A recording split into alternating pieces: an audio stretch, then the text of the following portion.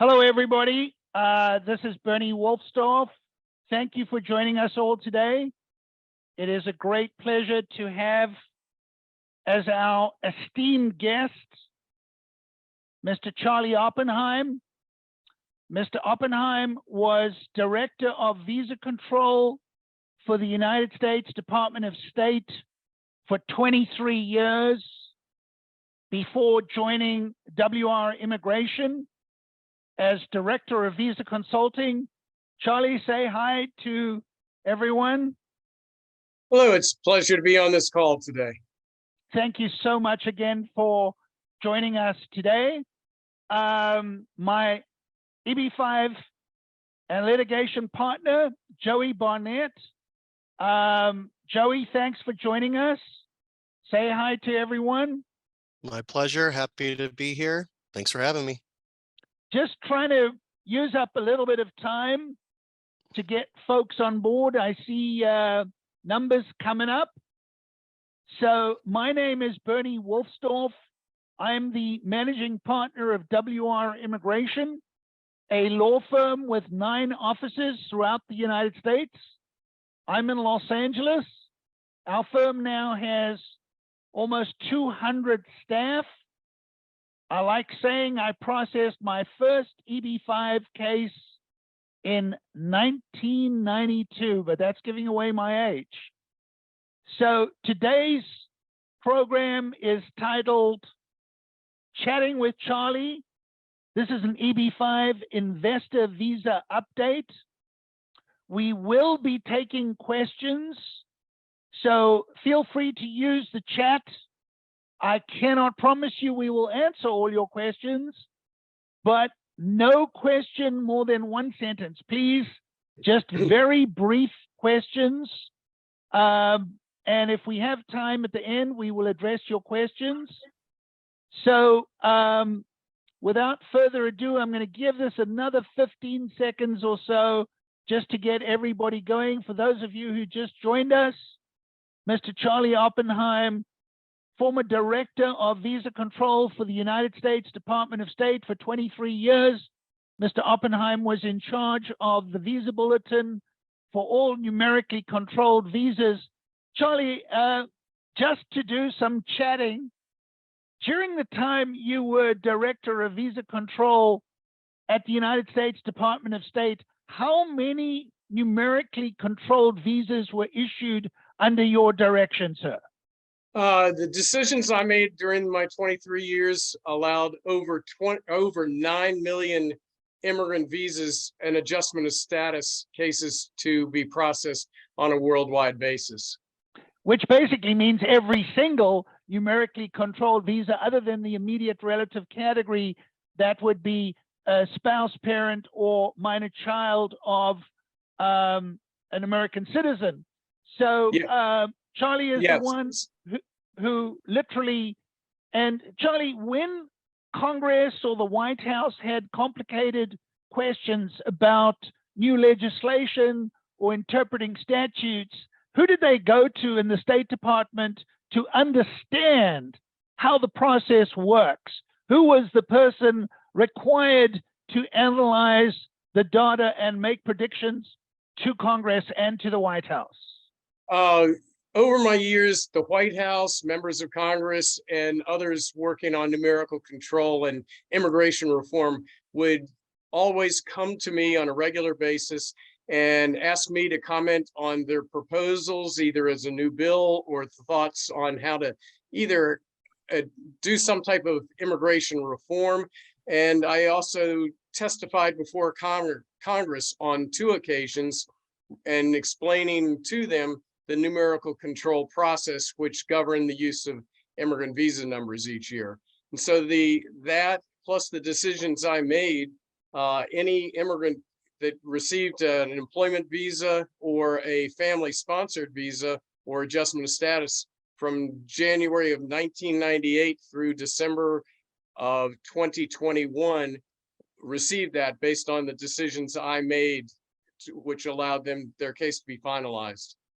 So Charlie, I may be letting a cat out of the bag here. Feel free not to answer this, but is it true that the State Department at one point made contingency plans in case something happened to you, because all of us in the know realize that if you got hit by a bus, the system would grind to a halt. Is that a rumor, or is that in fact true? There is some basis in fact. Often they wouldn't let me out very far, and I had a detail around me to make sure nothing happened. But Well, you didn't have dip security protecting you, but I'm just making a little fun while folks join this call. But it is true that Mr. Charlie Oppenheim is the person who did all the math and all the calculation.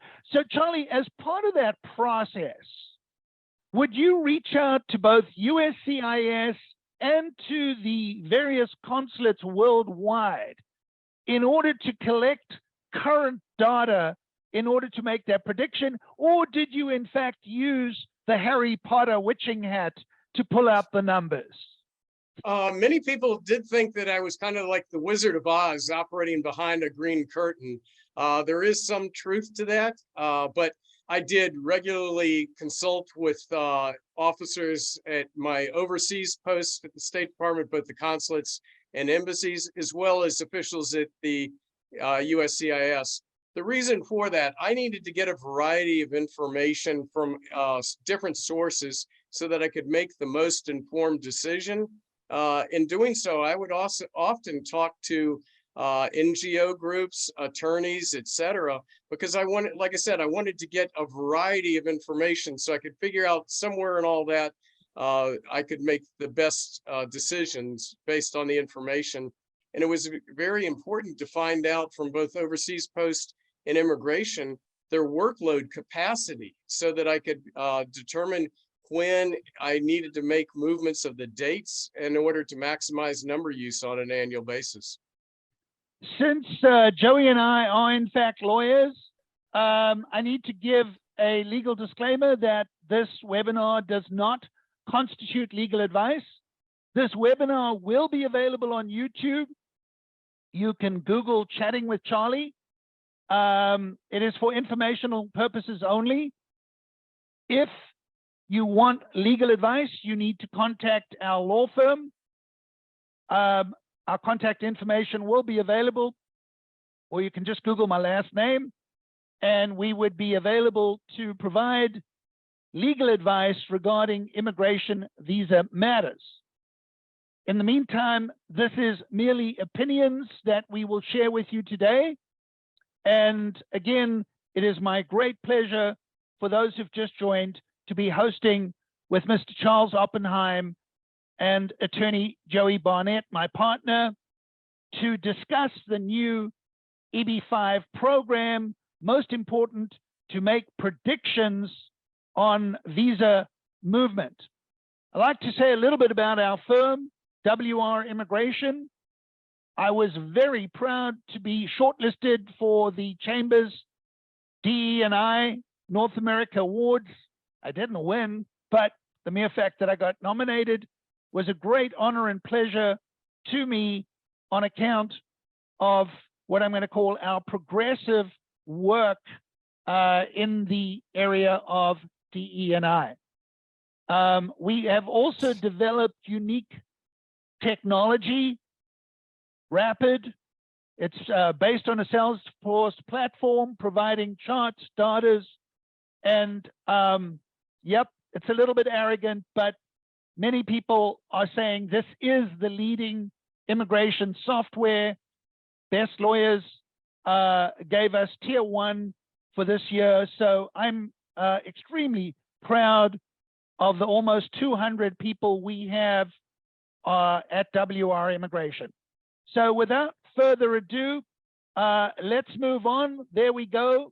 Bernie Wolfsdorf, managing partner, Joey Barnett, and our special guest today, Charlie Oppenheim, who has kindly accepted the position of Director of Visa Consulting for WR Immigration. I will remind everybody, we will be taking questions under the Q&A. We'll probably answer most of those during the formal presentation.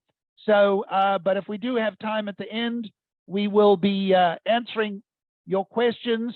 my partner, Joey Barnett, is going to take that important function. So let's move on to our next slide. And this is the roadmap for today's presentation.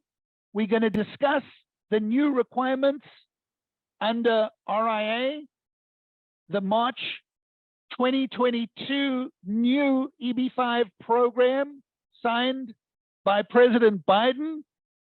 There are new requirements and benefits. We will then briefly touch on the reserved EB-5 visa category so people understand the set-asides, the 32% allocation for rural high unemployment and 2% for infrastructure. And now we'll get to the juicy part, reviewing the January 2023 visa bulletin in the context of EB-5. This will be Mr. Charlie Oppenheim unpacking. And oh my gosh, the stuff that you are going to find amazing. The predictions for 2023 based on Mr. Charlie Oppenheim's calculations. These are predictions. But if anybody could predict, it's going to be Charlie Oppenheim. And there will be unique opportunities like we have never seen before in over 32 years of the EB-5 program.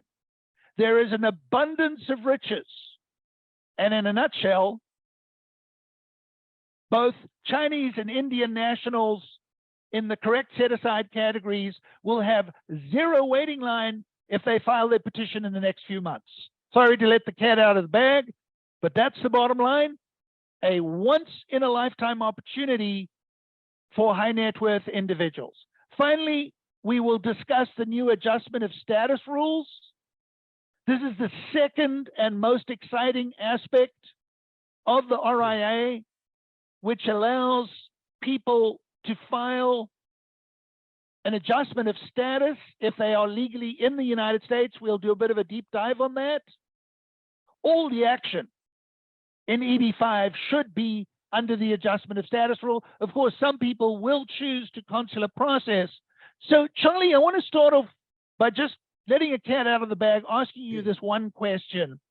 So, when you were the director of visa control, is it correct that at the consulate in Guangzhou, and I'm dealing with Guangzhou because, quite frankly, 80% of the EB-5 was going to Guangzhou. Is it correct that almost all of the applicants at that time would process their visa through the consulate in Guangzhou, whereas now, under this new law, you expect to see substantially more people applying for adjustment of status in the United States? Would that be a correct and accurate summary of your prediction of the impact of RIA on the EB-5 program in terms of where applicants will be applying?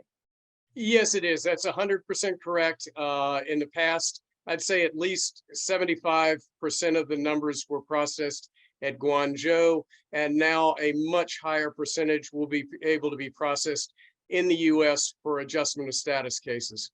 Very helpful. And, you know, there's some tricky rules. We're going to go into the weeds so that we don't have problems with that, but explain that in some depth. So, Joey, briefly summarizing, I know the new statute RIA is 100 pages. I need you to break it down into 3 or 4 points. Joey, take it away. What's new under EB-5 that our general audience needs to know if they want to invest, get a green card for themselves and their families, including their minor children? Give us the basic requirements of this brand new program, which is, I believe, valid for until 2027, 5 years, and has a grandfather provision, so they don't need to worry about sunset provisions as in previous years. Joey, take it away, sir. Thank you, Bernie. So under the Reform and Integrity Act, Congress increased the minimum investment amount in March, and it is now $800,000 of an at-risk investment in a US company if the job creation is taking place in a rural area or a high unemployment area, or you're investing in an infrastructure project. Otherwise, the minimum investment is $1,050,000. And Joey, let me butt in as I always do. So sure, basically, it used to be $1 million. So what's really changed is it went from 500,000 to 800,000, and the delta has narrowed. So it's only a 250 delta. So if you invest in a rural high unemployment or infrastructure, great, you get a 250 discount, as it were. But that's the fundamental change from the old law. Is that accurate, sir? that, and as we're going to get into, you can qualify for the reserve visa categories as well. But yes, that is Which is the big one, quite frankly, if you're from a backlog country, right? exactly. That is the essential thing, that if you from China, India, or potentially Vietnam, maybe even Korea, you really want to be in the reserve visa categories because of the carryover provisions. Is that a good summary of why? Yeah, absolutely. The reserve visas, the carryover, those all are incentives for those who invest in these rural areas or high unemployment areas. Thanks, Joey. Let's move on. And a big part of EB-5, and where we see a lot of requests for evidence and notices of intent to deny relate to the lawful source of investment capital. The US government wants to see that all of the money that you're investing in this US company is lawfully obtained. And they almost act like a forensic accountant. They want to see tax returns. They want to see bank statements. And our firm puts together legal briefs. We consolidate, organize, and provide detailed description of how that money was earned and transferred over to the US to the US company. And you have to demonstrate that that company is going to be creating 10 positions for qualifying employees within 2 years, is what the law says. And they've interpreted that to mean within about 2.5 years from the time your I-526 is approved. So you usually submit a business plan. And what is different now under the Reform and Integrity Act is regional centers submit a project approval application first, and then an investor is able to submit their individual application, but you don't need to include all of the crazy amount of paperwork related to the project in the investor application. That's the 956, right? The new 956. The 956F, right, which is not an investor filing, it's a regional center filing. So Joey, just to butt in as I always do, at the essence of this program, it's a job creation program, right? Right. And the government wants to see you creating jobs. But the critical point of why we like regional center as opposed to the standalone or direct is that you can count indirect jobs. And this is what ultimately leads to the great success of the program and why over 80% of people choose regional center, because the direct or standalone means you actually need physical bodies as opposed to indirect jobs or induced jobs. Is this an accurate summary of why people choose the regional center program? That's, I think, a big reason why. I think you're able to mitigate the immigration risk related to job creation a bit more when you go through a regional center project, when you're able to count jobs through either construction expenditures or operational revenue. It's a bit easier to demonstrate and to show that job creation than, like you mentioned, having 10 full-time W-2 workers for qualifying employees. Absolutely, we have seen a lot of success with regional center cases, and frankly, with direct ones, they can be successful, but it's a lot more work, and I think it's a larger immigration risk, in my opinion. So Charlie, I want to switch to you. Joey said, file the visa petition. That is the 526 or 526E now for regional center. Charlie, explain to us the significance in terms of visa waiting line. We know that Chinese nationals, many of them have been waiting for many years. Indian nationals now stuck in the waiting line. Vietnamese were stuck in the waiting line. So the bottom line of how the visa bulletin works is you have to file your petition. The date you file is your priority date. And until that priority date comes up, in the visa bulletin, which is published every month, the individual cannot be issued a final visa, but if they are in the United States, they can now adjust. This is the visa bulletin that you regulated for so many years. So can you please confirm to us that it is the filing of the petition that is so critical in order to capture an early priority date under this new visa law? Yes, it is. As you mentioned earlier, it is extremely important for applicants who are filing in any of these new categories to do so as quickly as possible, because you are establishing your place in line. You always want to be as close to the front of the line as possible, so that when your when your petition has been approved, you've submitted all the required documentation, you're either can be scheduled for an interview at an overseas post, or you can be, your status could be adjusted at an immigration office. But again, you want to be as close to the front of the line to ensure that you have the most advantageous processing. Very helpful advice. So now back to you, Joey. At the end of the day, who benefits from this program? Who is the target audience of people who should be listening to this on YouTube? You can search under Chatting with Charlie, EB-5, WR Immigration. You will see we did our first. So we're doing two types of webinars. This is our first EB-5 webinar, Chatting with Charlie, but on December 15 of 2022, Charlie did another webinar under Chatting with Charlie to be distinguished from Chat with Charlie. Chat with Charlie was an official Department of State program on YouTube. It was getting 70, 80,000 hits. Now Charlie is retired. We are doing a different program, which is Chatting with Charlie every month.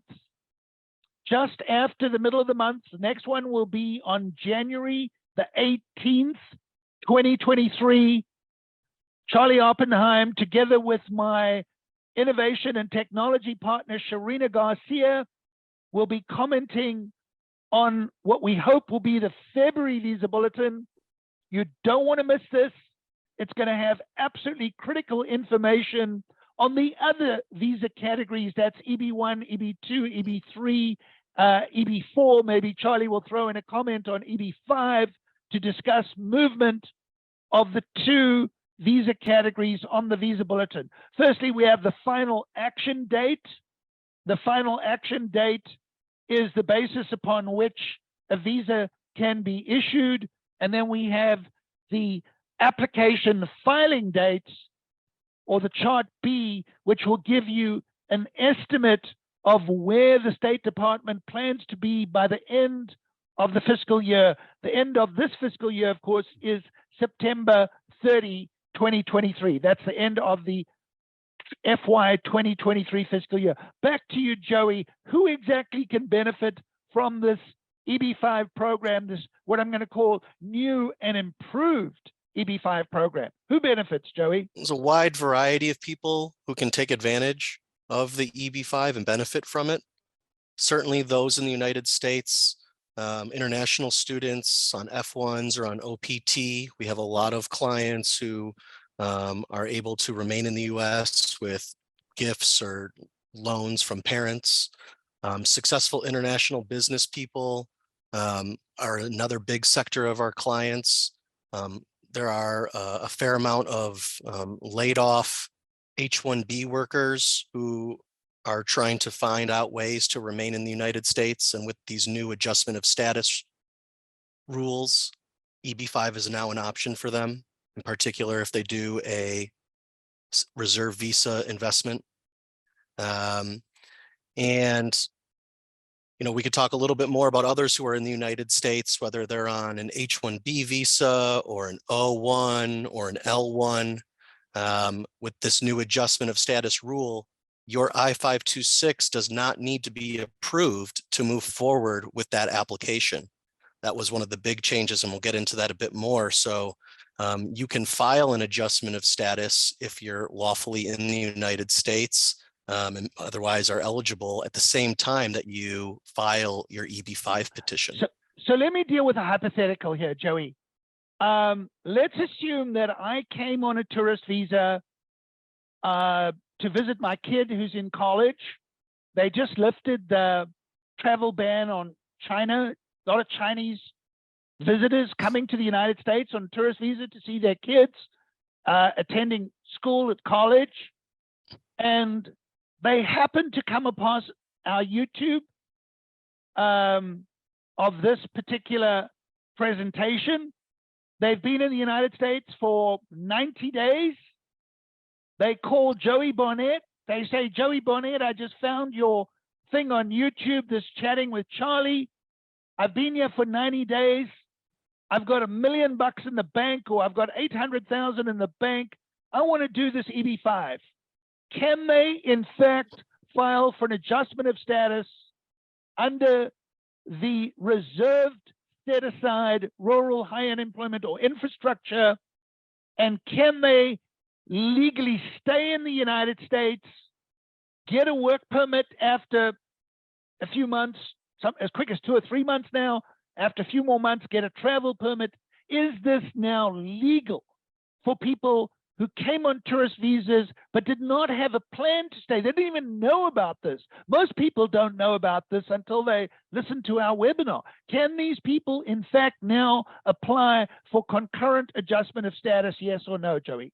The answer is yes, absolutely. Wow. And I was going to give the caveat that you just said, as long as they did not enter with the intent to file for an adjustment and stay here permanently. Because that could be visa fraud. Now I'm going to give you one more. Let's push the envelope, Joey. I came on a tourist visa. And you know what? I just don't want to go back to China. There's a lot of COVID back in China. There's a lot of COVID here, but come on, take a Pfizer shot and stop whining. Sorry, I shouldn't talk like that. But, you know, hey, my mother-in-law got COVID. She was negative after 4 days. It was like a little cold, big deal. I know that's not always the case. I don't want to make light of COVID, but, you know, come on. It's not that exciting anymore. So here's a better one. I came on a tourist visa to visit my kid. I did not bother to file an extension. I am now out of status, illegal. And you know what? I've been working illegally for 179 days. I've been working under the table, getting paid cash, working illegally on a B2 visa. And I just saw this webinar. Now, I'm not saying using the money you earned while working illegally, because that's a no-no. But you've got clean money from your employment back in China. Can you or can you not file if you have been out of status for up to 180 days, file a concurrent adjustment, get back into legal using this grace period under Section 245K? Is it a yes or is it a no? You answered your own question. Yes, the answer is yes. I just wanted to highlight it, Joey, because this is so kind. Thank you, President Biden. We are most grateful for your generosity in understanding that sometimes people go out. I gave a very extreme example, and I do not encourage people to break the law. Actually, you know, I frown upon it. But in certain circumstances, people don't understand how to navigate the complex immigration system. They may go out of status. They may think that doing cat sitting or dog sitting or house sitting is legal. It's not. That is violating your status if you're getting paid to cat sit or dog sit. So that would be a violation of status. Yet, if you had lawfully previously earned the $800,000, you could still file for an adjustment of status under this new program. Okay. And this protection, sorry, just to butt in here, the protection there was previously for under 245K was available for others in other employment-based categories. The EB-5 Reform and Integrity Act just added EB-5 applicants to the list of those who can benefit from that. Previously, it was only EB-1, 2, and 3. Now it's been extended to include 5. So, Charlie, I've got one for you. I happen to be a physician in an underserved area from India. I filed an NIW case 6 months ago. I'm from India. I'm chargeable to India. I am working as a physician in a rural area under an NIW. I've completed, well, we won't get into the waiver situation because we've got the J1 issue, but we do have to complete our service in order to get the waiver. Give us a guesstimate. I know you don't like giving numbers and you rather explain the process. But if I'm an Indian national chargeable to India, I'm in an underserved area, and I filed my EB-2 employment-based green card, how long, approximately, roughly, is that person going to wait? Assuming Congress does not change the law, the Eagle Act didn't go through, what is the wait line for that individual? And I'm asking this because EB-5 may be an alternative. I would say, in your example, say that you had filed your petition, second preference petition a year or 2 or 3 years ago, you are going to have a very extended, long wait. Whereas if you were able to file under this new rural, for example, the rural set aside, you would be at the front of the line and you could potentially be processed within 2 to 3 years. So Charlie, I know you won't give me an answer and I don't expect you to, but there's been rumors this could be a 10-year wait or a 20-year wait or even longer. Are these rumors false? No, it is not. The annual limits which apply to Indian applicants and any applicant from any country, but particularly China and India second preference, are going to result in extended waits. And as you said, for an Indian second preference applicant, it could easily be 7 to 10 years. Or longer. Or longer. Not for the Chinese, but for the Indians. Yeah, the key is to look at the final action date, which is listed in the January visa bulletin. That only applicants before that date are being processed during the month of January. In that India second preference date, I do not believe it's going to advance much for the foreseeable future. Therefore, again, this new rural set aside in these reserved categories provide unique opportunities for Indian applicants who could file. So obviously it's a lot of money, but some of these physicians are earning good money in the rural areas. They've saved a lot of money. This is a way for them to get out of that backlogged category. And it's one of the very few ways for them to get out of the backlog category.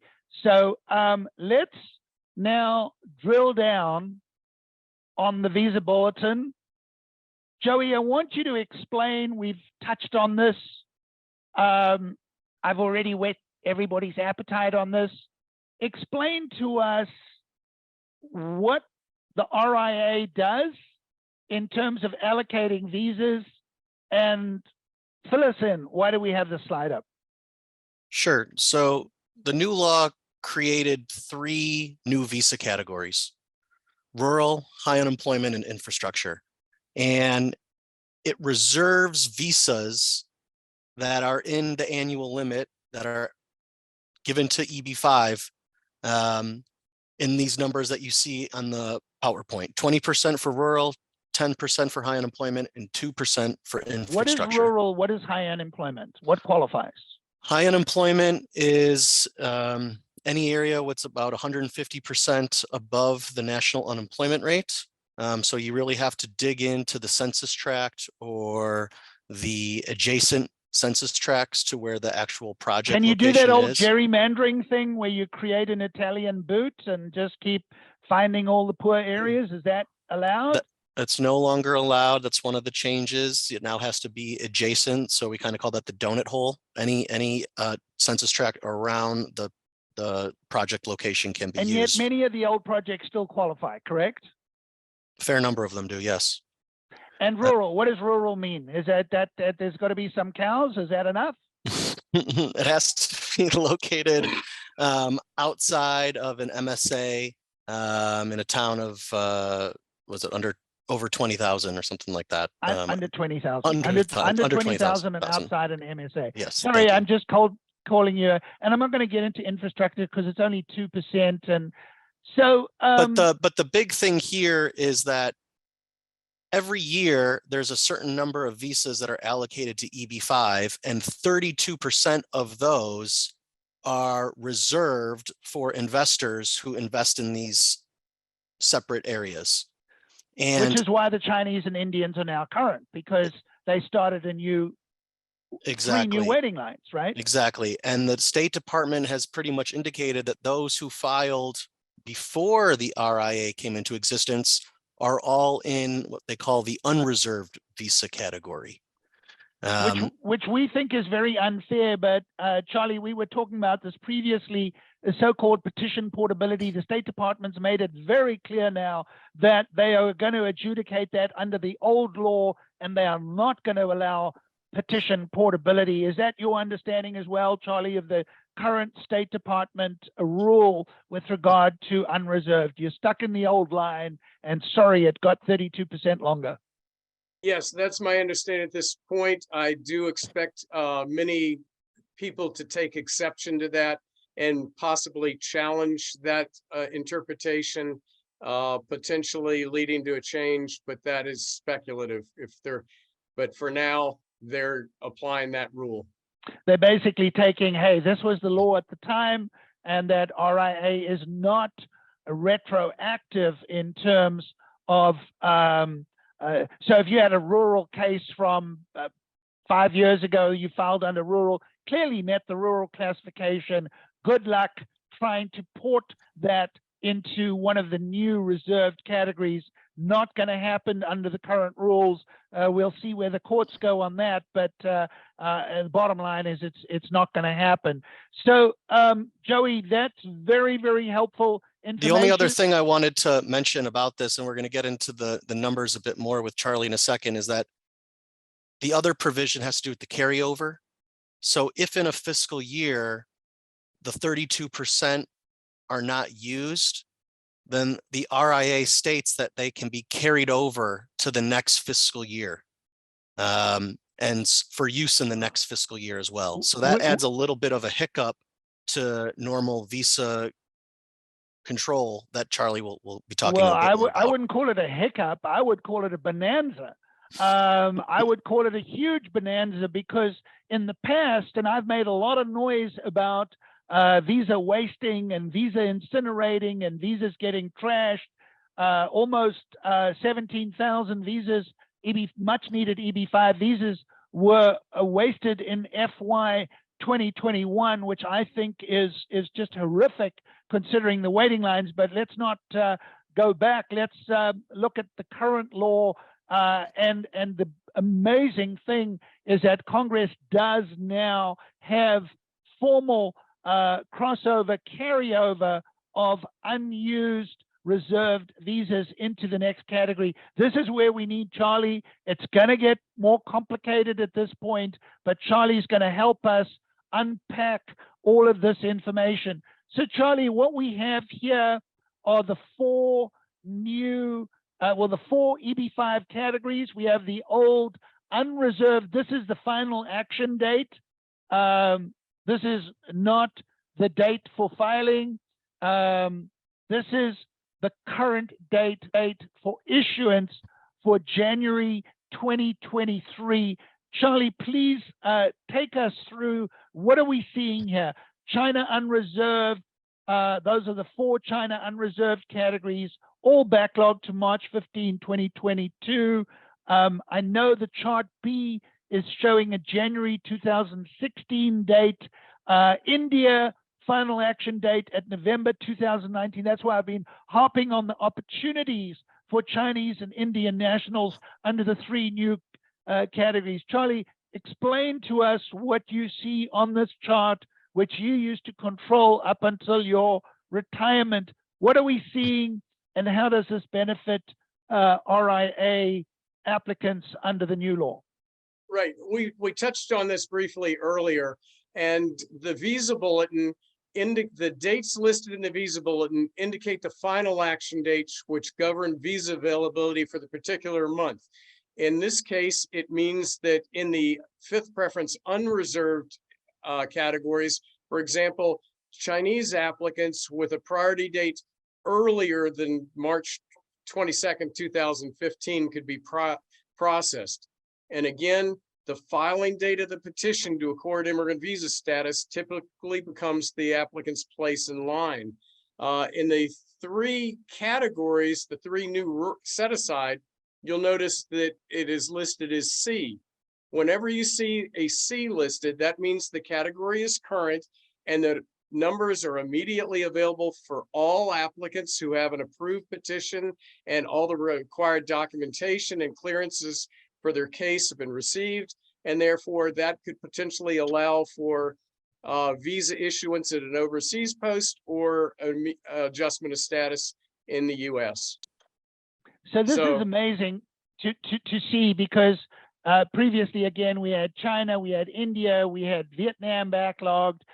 Potentially, we were worried about Korea at one point, but the bottom line is all three of these set-aside categories. And Joey, you pointed out earlier that not only are these categories current, but they also get the $250,000 discount, because at the end of the day, the minimum investment is $1,050,000. But if you choose one of these fast track, what I call express lane visa categories, and you file your petition, you will get, and even you can file it concurrently, and even you can be out of status for up to 180 days.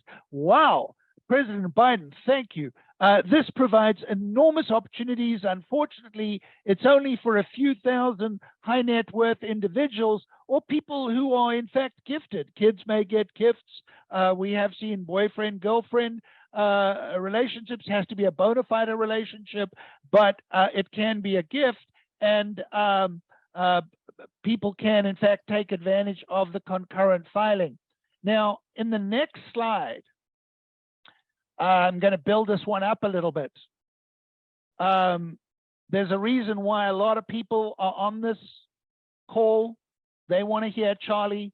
Unfortunately, they got stuck with Bernie a little bit, and Joey had some good, useful information, but they really wanted to hear Charlie. Everybody wants to hear Charlie, because what Charlie has to say, nobody else can say or knows. He is the oracle on EB-5 visas.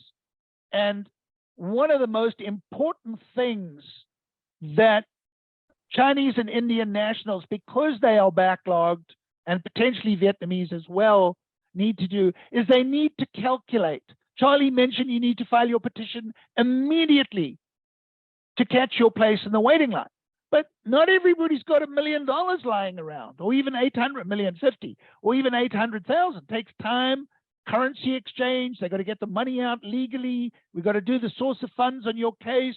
You've got to do due diligence on project selection, do due diligence on your project, and do due diligence on your due diligence advisor. Peter Piper picked a pickled pepper. Do due diligence, do due diligence. Sorry, I have to say that again and again, because Joey, is it correct? The money has to be at risk in order to create jobs. So I keep using that phrase. Nobody could say I never used it. I keep using it. Do due diligence before you make your investment. Little plug for our team. Make sure you hire competent counsel. We do not give financial advice.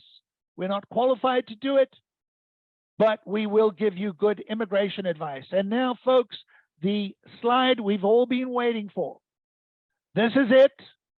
This is the big information. I want to know what we're looking at. We've got, wait, Charlie, it's supposed to be 10,000 visas a year. And in fiscal 2021, we had over 18,000 visas. In fiscal 22, we've got almost 20,000 visas. And in fiscal 23, we have more than 20,000. And I'm going to explain that because the unused, none of the fiscal 22, 6,396 have been used. We can then add that to the 4,476, and we get a total of 10,872 reserved visas available for Chinese and Indian nationals in fiscal 23, expiring September 30th of 2023, in 9 months. Charlie, unpack this for me, but first, am I making up stories, or is this in fact your opinion as well, that there is a not legal opinion, off the cuff opinion, not legal advice, that we could have as many as 10,872 reserved visas under the rural, high unemployment, and set aside categories in the next 9 months? And what does that mean for people who want to file? We know it's current now. What if we wait till the last minute? Charlie, help us unpack, and thank you for this. These estimated, these are not published numbers, these are estimated numbers. The FY 2022 is published, 23, 24, and 25 are estimates. Charlie, take it away. What are we looking at? Okay, as you mentioned, the 2021, 2022, and 23 annual limits are very high. That is because of the extremely record high annual limits in the employment categories during those years. The employment fifth preference category is entitled to 7.1% of the overall employment worldwide limit, and that results in the 13 for fiscal 2023, that results in the 13,987 figure. As Joey mentioned earlier, that the reserved categories are entitled to 32% of those numbers, resulting in 4,476 numbers. In the unreserved categories, they receive 68% of the overall limit, resulting in the 9,511 total. The way I'm going to describe this going forward, again, is my interpretation of the new bill and the way I would have administered these annual limits when I was chief. So as Bernie said, the reserved numbers, the 6,396 from fiscal 2022, they were not used. Therefore, they are added to the new 4047.76 limit, resulting in the 10,872 limit.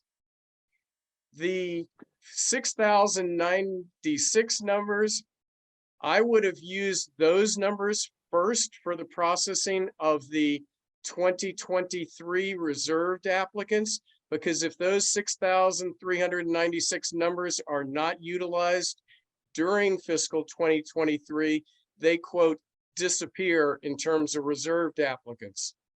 So the issue is, I do not believe that they'll be able to use the 6,396 numbers. So what we will do, let's estimate that only 2,396 of those numbers will be required during fiscal 2023 for reserved applicants. Therefore, I would have the remaining unused, otherwise unused 2022 carryover numbers, I would add them to the unreserved limit, bringing that 9,511 figure up to a total of 13,511 numbers available for use by unreserved applicants during 2023. Both of these areas result in unique opportunities. There is a unique opportunity for those that are filing in the reserved categories because they're going to be processed on a current basis. The people that are under the unreserved categories, they will be processed under the applicable final action date, but it's going to be an extremely high total for them to be processed, and should allow, hopefully, the China unreserved and India unreserved final action dates to be advanced. Who gets them first, Charlie? The Chinese or the Indians? The Chinese have got more backlog numbers with 2015 and 16. So most of those unreserved should go to the Chinese nationals and finally move that priority date from 2016. But bottom line is, Is that accurate? Most of them would go to the most backlogged category, which is the Chinese nationals. Yes and no. The unreserved total, the 13,511, that would still be subject to a 7% per country limit. But Thank you. But most countries do not require the use of their full limit. So yes, the vast majority of any otherwise unused numbers would be made available to Chinese fifth preference unreserved applicants. So And that's my point. Sorry. It does provide a unique opportunity. It should allow larger numbers of China fifth preference unreserved applicants to be processed and during the current fiscal year. So Charlie, what really happened is that the employment limit is 140,000, as you mentioned, 7% allocated to EB-5, 223,000 allocated to family immigration, but we had large numbers of unused family that fell into employment, resulting in what I'm going to call a bumper crop of employment-based, and therefore I think we got almost 57,000 extra visas, so almost 200,000 instead of the usual 140. But the bottom line is that together with the unused reserve has resulted in FY 2023 in having the highest number of visas ever available, and most likely the highest number we will ever see. So this pot of gold, EB-5 visas, is the biggest pot we've ever seen in the history of EB-5 and is likely to be the biggest pot we ever will see. So if you don't move now, then gosh, you may have lost the opportunity of a lifetime. Is this accurate, or is this Bernie puffing? No, it's 100% accurate. This is the most unique opportunity that employment fifth preference applicants have ever seen, and barring a change in the immigration law, they will never see this type of opportunity again in the future. So therefore, it is extremely important for applicants to act on filing in these new reserve categories as quickly as possible. And if they have the opportunity to be processed in the unreserved categories, they need to make sure that they do all processing in a very timely manner. I would avoid any rescheduling of a case that is scheduled for final action. That should be avoided at all costs. You need to utilize your chance at this time and not take any chances by delaying final action. So if NVC notifies you, do not delay, respond immediately. If you legally in the United States and eligible to adjust, file your 485 as soon as possible.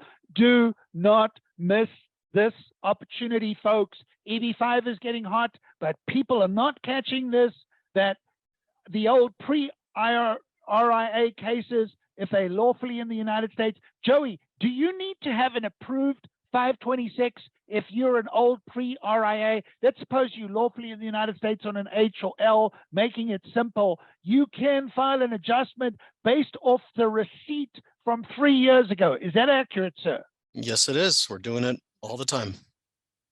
So this is the amazing element about the new law.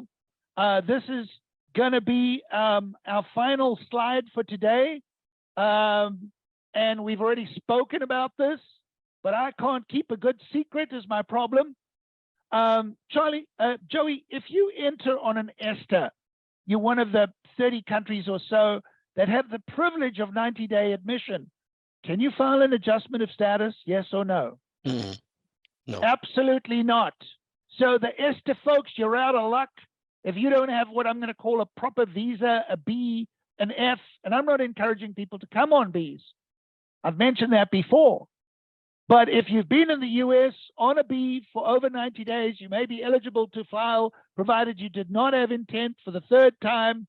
If you're on a student visa and you did not have intent, if you're on an H or L, you can have intent, an O1, an E, maybe still give yourself 60 days, at least maybe 90 to be conservative. You can file your AOS. Joey, how long are the work permits taking when you file an AOS? Anywhere from 3 to 6 to 8 months. It's kind of all over the place, but it's certainly come down significantly from what it was last year at this time. Yeah, the administration's done a good job in trying to pick it up. Yeah. It was very frustrating under prior regimes, but a whole lot better right now. And we've already spoken about this fabulous 245K. Joey, there is still 245I if you filed a labor cert or perm before April 30th, 2001. But come on, that's 22 years ago. 245I is still alive, but if you have 245I, the old, some people call it amnesty, or 245K, you can be out of status for 180 days. You can have engaged in unauthorized employment. We do not encourage people to go out of status or to work, and I'm going to use the word illegally. Let's follow the laws of the United States. Let's thank President Biden and Congress for doing the right thing on this. We've got 4 or 5 minutes left.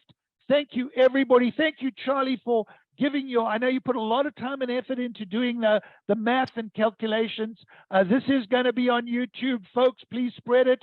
January 18, 2023, January 18, 2023. My partner, Charina, and Charlie will be unpacking, hopefully, the February visa bulletin, which will be out. Thank you so much. Joey, do you want to use the last few minutes to look at our Q&As and see if we can answer some of the questions? Oh, we've got Suzanne on. These are going to be tough questions. Charlie, I don't know if you can open and have a look at Suzanne's questions. For those of you who don't follow her blog, you should be. Suzanne's calculations. I don't know if you've had a chance to look at them. Charlie, do you want to have a shot at those? First, in terms of the DOS listing the annual limits on their website, the reason they didn't put the unreserved categories is they don't do subcategories. They would just put the main categories: employment first, second, third, fourth, and fifth. They just lumped the reserved into the EB-5 total.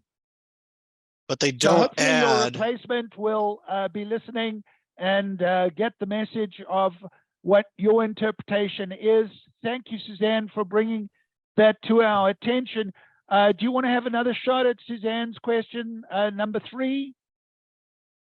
Let's see, the 2018 to 20, about 1,000 Indians filed in high unemployment areas. Yes, there were extremely large, and that is the reason for the final action date which has been announced for the reserved category, because the amount that filed, resulting in 1,000 filed, but there would be also dependents are charged against the limit, so that could result in, say, 3,000 Indian applicants competing for numbers, and the annual limit is for Indian EB-5 category is much lower than that, and that results in the reason there's been a final action date imposed for this time. Thank you, Charlie, for explaining that. So the bottom line is, and now my good friend Darren Silva. Darren, thank you. You're asking the brilliant question. Of course, Darren's an immigration lawyer. I'm going to give him a plug. Suzanne, please post a link to our YouTube on your website, because everybody follows your website. We certainly do. I've learned so much from you. Thank you always for your accurate reporting. Those of you who do not follow Suzanne's, it's Lucid, EB-5. Follow her website. Her blogs are the best, quite frankly. And then my friend Darren Silva's asking the million-dollar question: how long do you think the rural and high unemployment set-asides will remain, we don't use the word current, but have good final action dates? Charlie, are you prepared to give some sort of answer to my friend Darren's brilliant question? Yes, it's an excellent question, Darren, and as Bernie mentioned, everybody wants to know. I expect that each of the reserve preference categories will remain current for the remainder of the fiscal year. The reason being that based on the historical USCIS processing of petition, I do not believe that it will be enough demand, which is ready for final action, to fully utilize all of the numbers available under the three new reserved categories during fiscal 2023. Therefore, again, I expect all of the reserved categories to remain current throughout fiscal 2023. Wow. Make hay while the sun shines. Fiscal 23 expires September 30th. Don't wait till the last minute. The doors open. This is the time to walk. The next question, how long will Indian 526 petitions take? I don't even want to answer that. The IPO, I'm sorry, I don't like criticizing the government too much, but it is atrocious. The IPO has promised to improve, but Sir Karunaka, understand one thing. If you're in the United States and you are legal, you can file your concurrent filing. You don't have to wait until you get an approval. I'm not even going to venture. Go to USCIS IPO processing and get depressed because unfortunately it's very slow. They're promising an improvement. You filed in January 21. You're not saying which country you're from, Mr. Chetty, but I'm going to assume it's India. Sadly, these cases are taking far too long to get approved. Unfortunately, we've even had to file mandamus cases, but if it's not in 2018, government will fight you. So expect some time. If you can come to the United States lawfully on an H or an L, I can only encourage people to come on a dual intent visa, an H or an L, immediately file for adjustment. Wait, you can't file for adjustment because your priority date's not current. So, sorry, that was the wrong answer. So if you are from India, and I'm guessing you are. He's saying he's from South Africa. Well, Mr. Chetty, if you're from South Africa and you can enter on an H or an L, then you are 100% safe. If you enter on an H or L, under certain circumstances, there may be other visa categories. You can file your adjustment. The problem is the petitions have been taking too long to get approved. IPO is promising improvement. Hopefully they will file some new. Oh, and now we've got one from my friend Diane Stewart. Diane, please say hi to your lovely husband. Love chatting with him. Diane's also from my South Africa. Can someone who filed and invested 500 to them, but who does not have a 5 come? Absolutely, yes, Diane. Encourage them to come on an L, even if it's a startup L. That's 100% legal. Dual intent visa. Come into the United States, file your adjustment, get your work permit, and wait in the United States. Mr. Chetty, good luck. Again, we can only encourage you to come on an H or L. Some people may want to chance it, maybe on an O1 visa. Do you expect expedited of EB-5? So I think the question here is really expedite. Joey, answer that question, will you? The rural cases are supposed to get priority processing. What does that mean, and what is the expectation? I think Linda's a lawyer. What do you expect? Oh, that's my friend Linda Lau. Now Linda Wong. Thank you. Gone back to your maiden name. Hi, Linda. How are you? Merry Christmas and Happy New Year. Linda's a dear friend and very good lawyer. Do you expect expedited movement on final action for EB-5 unreserved? Expedite? No, yeah, I'm going to change the question. Yeah, I think the question is. I think this is about the final. Yeah, the final action date. Yeah. Final action date. Based on the known amount of pending demand, which the State Department already has at the National Visa Center, I think they could easily delay any significant movement of the China and India dates until the 3rd or 4th quarter. Doing so would allow them to still reach the overall unreserved limit. The wild card impacting this answer is probably the rate at which Guangzhou is able to return to a relatively normal processing level, and or whether any other hosts are identified as able to process China cases. But again, there is more than enough potential demand to allow state to hold the various dates until they have a clear picture of the number use versus visa availability of otherwise unused numbers, and for China and under the normal per country limit for India. Charlie, thank you so much for giving this invaluable advice. You can't buy it anywhere. You heard it here at WR Immigration. EB-5 Chatting with Charlie, which will be on YouTube. Share this with your clients, share this with your friends. We will do an update on this. Please sign on for January the 18th. That will be another Chatting with Charlie on YouTube, and we will be doing it every month for the rest of this year to unpack the visa bulletins so you can get updated and current information. We are done for today. Thank you so much, everybody, for joining us. It's a great pleasure to have you all participate in the new Chatting for Charlie Visa series on YouTube. Thank you, Suzanne, for your brilliant questions as always. Lovely to see my friends Diane, Linda, and Suzanne. That is the end of our program for today, and I wish you all a happy new year, happy Chinese New Year, year of the rabbit. It's going to be a great year. I'm the eternal optimist, but I'm sometimes wrong. Thank you, everybody. Thank you, Joey. Thank you for Charlie. And until next time, I wish you a wonderful, happy, healthy 2023.